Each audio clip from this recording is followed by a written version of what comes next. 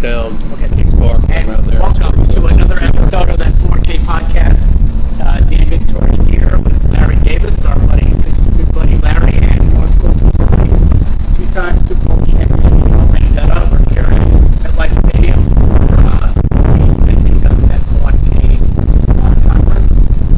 John, great to see you finally. Thanks for having me. And how many years have you played in the NFL? 22 years? 22, March and of then 22. 3 years in the USFL. Yes, I was very lucky. And can you tell us that story again? Tell us about your financial 401k story. Yeah, I can tell you that story. We had a teammate that,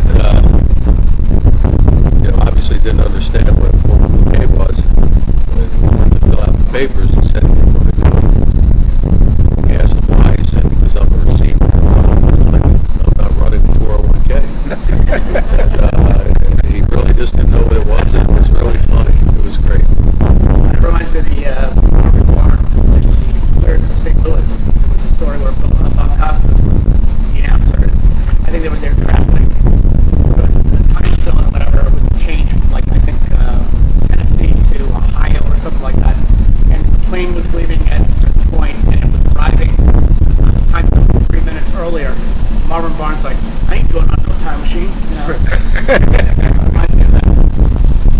So, what was it like? I mean, first of all, you started the USFL, and I'm a huge USFL fan. The only game I ever attended at Giant Stadium was at Giant Stadium, the New Jersey Generals against the Gamblers. Jim Kelly was with the Gamblers. I got the restaurant, and Herschel Walker scores like a 70-yard touchdown. Why do you think that? I mean, to me, it was a fantastic league. It helped a lot of players out because there was obviously some salary fighting and, people jumping like Joe Cribbs and Brian Sipe and whatnot. Why do you think that league ended just after 3 years? Well, I think the owners spent a little bit too much money. It was good for the players, obviously. Many NFL players had their contracts improved greatly just because now there was another league to go to. But the television money wasn't great. And I think maybe the USFL owners may have felt because the first 3 years they were a success, there was going to be a bigger television money. But it's one of those things where the owners just spent too much money, and the ones that benefit from that were the players. Once they made the move to try and compete with the NFL in the fall, that's where it didn't work. They had a lawsuit. For those that don't remember, it's one of the few times where someone's won a lawsuit and they actually lost. They won, but they were awarded $1. And that insult injury, they said, well, the amount's going to be trebled, so you're going to get $3 there. I haven't seen it. There actually is a check that was written by the NFL to the NFL, USFL, $3.30. I'd love to see that one day, but it's a shame. It was a very good league that just didn't work out because of that. An ESPN documentary, Mike Tillman did. I remember they showed the check for $3 and the interest on it was $3.60. And then you got to the Giants. Was that through that supplement that you would draft, like a supplemental draft where they drafted all the players? How did you get to the Giants? Well, I was very lucky. I was a free agent. There was no free agency in the NFL back then because I was in another league. I actually was a true free agent, so I could have teams bid on me. And I had 3 or 4 teams that were interested, and because of that, I ended up really getting a good contract. I mean, a much, much higher contract than I would have been drafted in the NFL. So I was really very lucky in that sense. I think that's what opened people's eyes to if there was competition, if there was someone else that could bid on you, what your value would really be worth. So I was lucky to be a free agent. We were talking with Seattle, Dallas, and Washington, and the Giants. And looking back, I'm so happy that I did pick the Giants. I came here at a time where they were getting the team turned around. And That Dave Jennings in your place was yes. Yeah, he was a long-time Giants coach. I moved to the Jets for a couple of years after that. I was a radio announcer. He ended up being, if I recall, he was a very good announcer. And one of the things that he was excellent about he knew the rules. Yeah. You know, he was one of the few guys who really knew all the rules in the game, and you know, really, if something happened to him, he was saying it was right.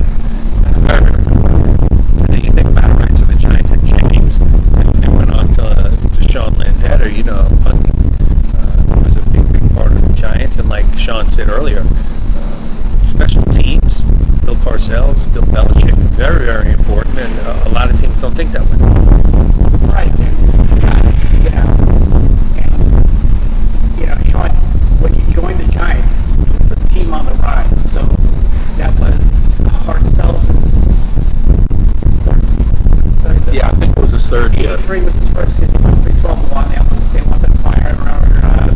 There was a rumor that they were going to hire Howard Schnellenberger. Jimmy the Great didn't. Was killed. And the next year they went to the playoffs.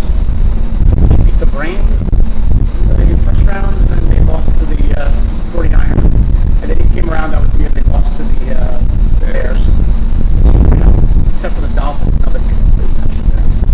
But how was it like to be part of a team that you just knew that there was something good, you know, coming out of it? Well, it was great for me because I had come from a terrific team in the USFL. We'd been to 3 title games, 1, 2, and then coming to a Giant team that was good right away. I mean, you always just kind of expect, you think the guys you're with are good players and you're going to win, but it doesn't always happen. There are guys on teams that play 5, 6, 8, 10 years and don't have winning records. So for me to come here right away when they had it turned around was a great thing. A lot of Giant fans would remind me that from the mid-'60s till the early '80s, maybe they had 2 winning seasons in like 18 years. And then I come, and right away this team's in the playoffs, and we had a run, and we got to 2 Super Bowls. So timing's very important, and I was really lucky to be here at that time. From 63 to 81, we did not make. I think we did not make the playoffs. I mean, that's 63 champion. I think they were the 63 championship game with the Bears, and then until they had the game against the Eagles, Joe Danello, when he beat the Cowboys, they finally made the playoffs. I mean, for 17, 18 years. Well, you brought up 1981, so all I think about in 1981 is the Giants drafted probably one of the greatest players ever, both sides of the ball, to play in the NFL. Arguably, you can argue all day long that LT Lawrence Taylor is the greatest player, because if you remember, and you know this better than all of us, Sean, you know, they game planned for him. I don't think they ever game planned against the defense. What was it about Lawrence? I'm sure you'll say God given talent, but what else? What was his work ethic? What was he like in the locker room with you guys? First of all, he's a great teammate. Everybody knows what a great player he was, but he treated everybody great because he was such a star. You know, anytime you go out with him in public, you got a feeling like this is what it must have been like for Elvis Presley. Because everywhere he went, people just run up to him. But he was very generous, really good teammate, and just a guy that just had great talent. I think he was much smarter than people give him credit for. He understood offensives. You know, when a guy always seems to be around the ball, talent's important, but you have to know where things are going and how to get there, especially when your opponents are loading up for you. You mentioned about game planning for him. There's no question that all the teams in the NFC East in the 80s were so much better because they drafted and set up to try to deal with Taylor twice a year. But in the meantime, that was helping them beat everybody else. So you look in the 80s, you look at the records of the Redskins, Eagles, Giants, and Cowboys. Cowboys through 87, even still, they were all winning teams. There was a lot of good teams, good games, and a lot of it you can attribute back as teams trying to game plan for one guy. In that vein, though, we brought up Belichick earlier in the conversation. I mean, Coach Belichick is sort of famous for his ability to take away a team's strength, right? To game plan, to take away their best receiver, whatever it is. This might be a stretch, but sort of putting the pieces together, do you think some of that started in seeing how teams game plan for Lawrence Taylor? You can make a case for that. You know, he would see what other teams would do to try to stop him, and obviously he's doing the same thing. Every team you play is going to have probably an outstanding player, although not as outstanding as Lawrence. Still a guy that you say to yourself, you know what, if we can nullify this guy, it gives our chances of winning greatly go up. So, you know, I know it's 25. excuse me, he had a great game plan. You know, I mean, the receivers the Bills had were Hall of Fame receivers with James Lofton and Andre Reed. They had a Hall of Fame quarterback, and the great runner, and the Bills have just been crushing people, scoring points like crazy. And he put a game plan together where maybe Thurman Thomas would run the ball and do well, but the other part of that offense was not going to beat us. And they still scored a point a minute. They had the ball 19 minutes. I know. Wow. They had the ball 19 minutes and scored 19 points. I didn't realize They had that. the ball 41 minutes and only scored one more point. So, That's why it had all Super Bowl time period was Super Bowl. well, it was such a long play, right? Yes, if you look at both teams, it's like every player on each team did something to help their team. I know there have been one or two penalties, a clean played game, just a great football game, great football plays on every series and every drive, which if you're a fan, that's why you watch. Obviously, if it's your team in there, you want your team to win by 50, but boy, if you were a football fan, it's like these last several Super Bowls, they've been great Super Bowls. I mean, even if your team wasn't in there, you'd watch that game and you'd be like, wow. There were a number of blowouts back then, and our game there was, I think up to that time, you could make a case the most exciting one. Yeah, I think it's most exciting one. Super Bowl 21. It was a great victory because the Giants finally won. That, to me, it was always like that was the destiny after the Bears. This was a team that was 14-2, had a great defense. They were destined to win. So it was 21 out of 25. It was fantastic. But that Super Bowl 25 team, Sims gets injured in the Bills game. Everyone thinks the season's lost. Hostetler comes in. You know, O.J. Anderson, was Ronnie Hampton, I think, broke his leg. Yes, he got it. And, he's the backup, and he becomes the star of the game. Well, one of the stars of the game. And it was just, to me, like, I would say that that's a gift, but in the sense that this wasn't the best team.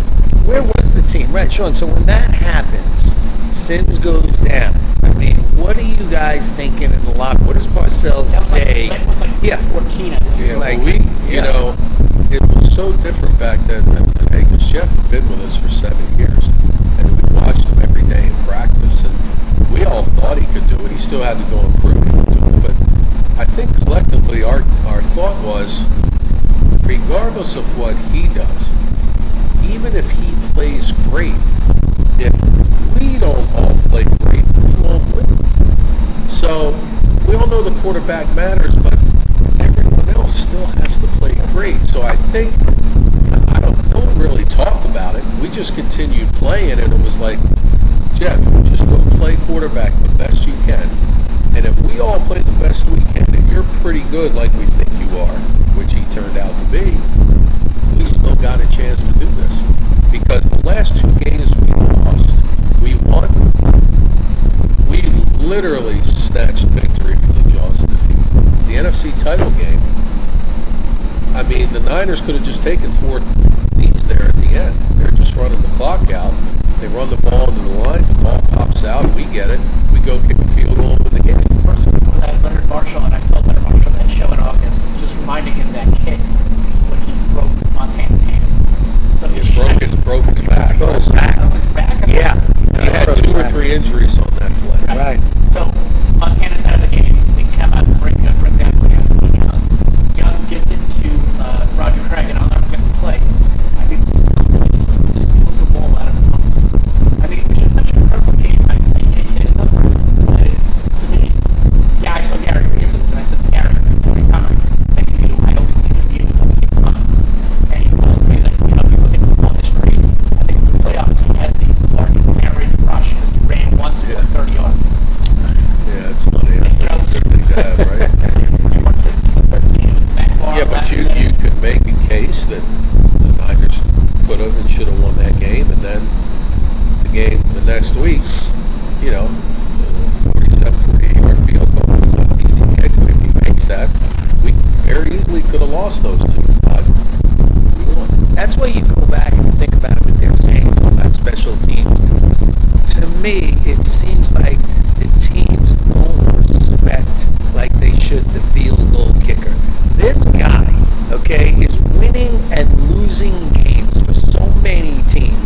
that if you got a guy, you got one of these guys, give him the money. Don't let one of these guys leave, because there's not many of them. You would think, Sean, it would be easy to kick field goals, but it's not. No, and what you said before is so true. So many games, the talent is so close. You know, we're playing a team that's 2-8. Fans are telling us, "Oh, they stink. You'll win." Like, well, wait. We know 6 of their 8 losses are by 5 points or less. We know if they'd have made a couple field goals or another guy didn't hit a 54-yarder, they have a winning record. So many of these games are so close. And I kicked in college. I wasn't good enough to be an NFL kicker, accurate enough, but I think the rules should be changed a little. No disrespect to kickers, but you got 2 teams playing for 3 hours, back and forth, a whole game. And this game's going to be won and lost on this one play by this one guy. I almost don't know if that's right. And again, not anything against the kicker, but these guys that have been playing 3 hours, let them battle it out, and you got to win by a touchdown. I mean, again, there's different ways of thinking of it, but it's almost like so everything comes down to that one swing of a leg, whether a team that played for 3 hours wins the game or not. And I know those are the rules, and that's how it goes. But pressure, like you said, there's a lot of people that want nothing to do with kicking, and they'll never admit it. The only reason they don't want to kick is they don't want to have to be in that position one day that when they fail, they have to live with it. And it's such an unfair thing. You know, in college, I only had one opportunity with 1 second left to kick a game-winning field goal. Unfortunately, I made it. But all I could think about the next several days was like, you know, it's great if I made it, but if I didn't make that kick, it would be so awful. The low of not making it isn't even close, or the opposite. You know, the high of making it. Well, first of all, when you make it, you're expected to make it. That's what you do. Right. We're sending you out here. What's your position? Kicker. Right. Go make the field goal. You know, they have this phrase you hear people say, you know what? You only have one thing to do. One job. Well, you know what? That one thing to do isn't always so easy. You know, a left guard could get blown off 15 times in a game, but if the guy rushed the other way for 150, oh, your line was great. Nobody saw that guy get crushed 15 times. You're right. We see it on film the next day, but, you know, it's a very difficult position, kicker, and today more than ever, you just have to have a good one. Able to play that long. A lot of luck. What I mean by that is, you know, there's not one thing, there's dozens of things. First of all, to get the opportunity, you play. You hope you play well enough that they want you back. But even if they want you back, you still have to play better than those 2 or 3 guys in camp for 6 weeks. And, you know, you can be really good. I mean, play terrific. But that other guy might still be better. And you're out. Or cheaper. That's the part that I really got lucky with late in my career. It's probably in my 18th, 19th year, they moved the minimums for 10 years or more guys to around 750,000. The rookie minimum was around 300. And quite often, the guy in camp with you, even though he's not as good as you, he's good. He's very good. So you do that with one guy per position, keep the rookie instead of the 6-year backup at the big money. You know, that could be $3-4 million extra that you need to pay the quarterback. So I was very fortunate that I was on playoff teams, basically for the last 7-8 years, where even though I went to camp and won the job, they went with me, I think, because we were a playoff team where they could have gone with the cheaper guy. And it's a shame. Every year, there's 32 teams. There's 3-4 guys per team. You're talking 120-plus guys that are sitting at home that went to camp, won the job. They're the better player, and they're not playing. But that's the rule of the NFL today. The economics of it. Economics Yeah, of right, it. yeah. Absolutely. It all comes into play. And Right, come down to money, financials. So with that, I think we're wrapping up. I did just want to get this one thing out there. So I am a card-carrying member of Buckeye Nation, and before we had Ohio State. I went there for a little bit. It's a little bit, by the way. Okay. Tell the story out loud. Listen, you can claim it. You were there. I was there. I stormed the field. I was there. before we had Day, and it was 6 months to end that story. Hey, you were That's there. Larry's 2 weeks. Right, 2 weeks of living in college, right? You were there. We've got Day now. We had Urban. Before that, we had Senator Trussell, Jim Trussell. One of his favorite quotes is the most important part of the football game is the punt. So we'll just end it on Well, that. and I've heard a few other big-time coaches say that the phase they work on the most that has to be perfect is punt protection. Because I think I need to find out what the stat is, but it was a ridiculous stat. 80% of the time that a team had a punt block, they lost the game. Wow.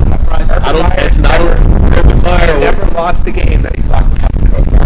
Yeah. He was one of them, and there's other coaches pick for me and say everything's important, but that one phase has to be perfect because statistically, if you have that happen to you, there's a higher chance of you losing than any other thing. Very interesting. Okay, so that's a wrap on that 401k podcast, and we'll see you guys next week with a full episode of 401k plans. It's nice of Sean to segue. Thank you, Sean. Great talking with you guys, and great to be here with you. Thanks so much. Thank you.